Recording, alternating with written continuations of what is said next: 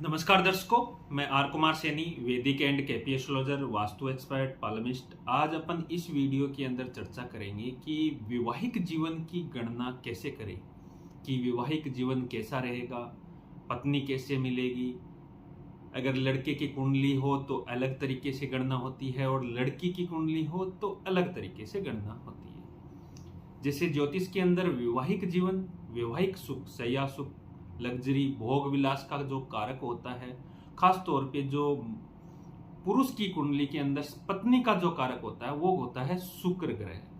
तो ज्योतिष के अंदर विवाह की जब अपन गणना कर रहे हैं, वैवाहिक जीवन की जब गणना कर रहे हैं, तो शुक्र ग्रह की गणना करनी भी बेहद आवश्यक है। दूसरी चीज कि इसके अंदर अपन को यह भी देखना है कि सप्तम भाव का जो स्वामी है और सप्तम ग्रह के अंदर जो ग्रह बैठा है वो उन दोनों की कैसी स्थिति है। इन दोनों पे भी बहुत ज्यादा वैवाहिक जीवन निर्भर करता है। यानी जब भी अपन किसी पुरुष की कुंडली के अंदर विवाह या वैवाहिक जीवन के अंदर की गणना करेंगे तो अपन को विशेष तौर पे शुक्र की गणना, सप्तम भाव की गणना, सप्तम भाव के अंदर बैठे ग्रह की गणना और सप्तमेश किस राशि में किस ग्रह के साथ में बैठा है इसकी गणना करनी बेहद आवश्यक होती है। तभी हम सटीक और सही निर्णय के ऊपर पहुंच सकते हैं। तो मैंने एग्जाम्पल के तौर पे एक ये कुंडली ली है, मीन लगन की कुंडली है। मीन लगन की कुंडली के अंदर सप्तम भाव के अंदर जो राशि पड़ती है वो होती है कन्या राशि। कन्या राशि है, स्थिर राशि है, द्विस्वभाव राशि है। और सप्तम भाव के कन्या राशि का जो स्वामी होता है वो होता है बुध। तो बुध इस कुंडली के अंदर वैवाहिक जीवन का मुख्य रूप से प्रभाव करने वाला ग्रह हो गया। और बुध इस कुंडली के अंदर सप्तम भाव का स्वामी होके बैठा हुआ है नवम भाव के अंदर राहु के साथ में। अब राहु है पाप ग्रह, पीड़ित ग्रह, भ्रम के अंदर डालने वाला, शक पैदा करने वाला। और वैवाहिक जीवन के या वैवाहिक जीवन का जो कारक ग्रह है या सप्तमेश के साथ में बैठ जाए तो उनके अंदर ये भ्रम की उत्पत्ति करेगा, विवाद की उत्पत्ति करेगा और बहुत सारी परेशानियां उत्पन्न करेगा। तो इस कुंडली के अंदर सप्तम भाव का स्वामी जो बुध है राहु के साथ में और मंगल की राशि के अंदर स्थित हो गया, वृश्चिक राशि के अंदर स्थित हो गया। वृश्चिक राशि कालपुरुष कुंडली के अंदर अष्टम भाव के अंदर पड़ती है, जो परेशानियों, अड़चन, रोग, व्याधि, झगड़े, तनाव की जो कारक होती है। तो इस कुंडली के अंदर बुध है वृश्चिक राशि के अंदर राहु के साथ में बैठने पे पत्नी का व्यवहार है वो मानसिक तनाव के अंदर ज्यादा रहेगी, इरिटेटिंग ज्यादा होगी, उसको स्किन से संबंधित या नर्वस सिस्टम से संबंधित प्रॉब्लम भी होगी। तो यहाँ पे सप्तम भाव का स्वामी बुध राहु के साथ में बैठ के प्रॉब्लमेटिक वैवाहिक जीवन बना रहा है। अब दूसरी चीज कि द्विस्वभाव राशि अगर सप्तम भाव के अंदर पड़ रही हो और उसके अंदर द्विस्वभाव ग्रह ही स्थित हो जाए तो वो दो विवाह करवाए बिना रहता ही नहीं है, दो लोगों से संबंध बनवाता ही बनवाता है, चाहे वो कैसे भी करके बनाए, चाहे रिश्ता होके टूट जाए या विवाह होने के बाद तलाक करवा दे। तो इस कुंडली के अंदर कन्या राशि द्विस्वभाव राशि है और इसके अंदर गुरु जो दो द्विस्वभाव ग्रह है बैठ गया। यानी सप्तम भाव के अंदर बृहस्पति कन्या राशि के अंदर बैठना खराब स्थिति मानी जाती है।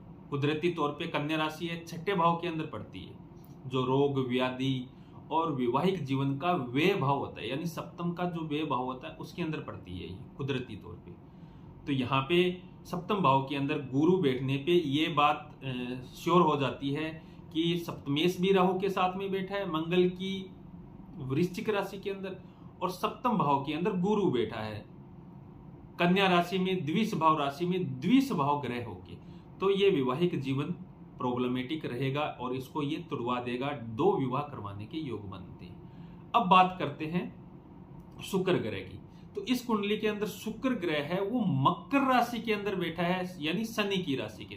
शनि की राशि मकर के अंदर शुक्र ग्रह कंफर्टेबल महसूस नहीं करता है, क्योंकि शुक्र है भोग विलासिता का कारक, लग्जरी का कारक।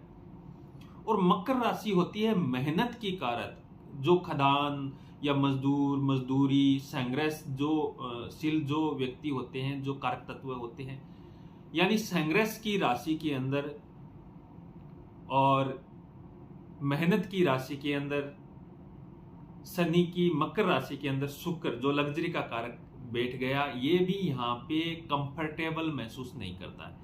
यानी मकर राशि के अंदर शुक्र है, बिल्कुल भी कंफर्टेबल महसूस नहीं करता। कारण शुक्र हो गया भोग विलासिता का कारक, और इसके अपोजिट मकर राशि हो गई मेहनत का, स्ट्रगलिंग का, मेहनत कस का, खून पसीने की कमाई वाली राशि हो गई वो।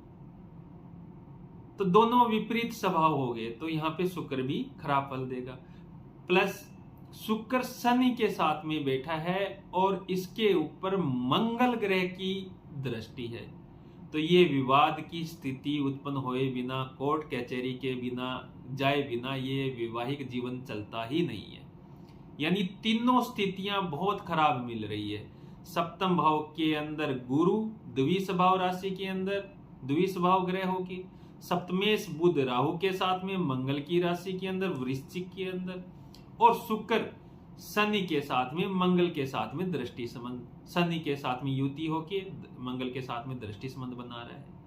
तो ये बहुत ज्यादा प्रॉब्लमेटिक वैवाहिक जीवन वाली कुंडली है और इनका तलाक निश्चित तौर पे हो जाएगा।